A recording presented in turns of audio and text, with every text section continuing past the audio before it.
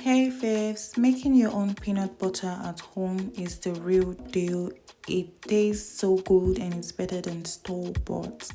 Now get your raw peanuts, add that to a bowl, add salt and hot water. Now we're going to let that sit for 5 minutes, just 5 minutes, and then drain.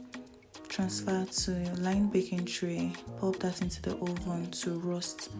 Now after roasting, this is what it looks like. Now this is how I peel my roasted peanuts. Just get this strainer if you have, and then with your hand just do your thing, peel. Now with our food processor, I'm just going to process this.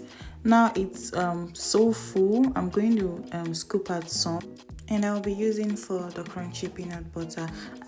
Sorry, I also divided the peanuts into two because the blender was too full. So at this point I added a second batch and I blended.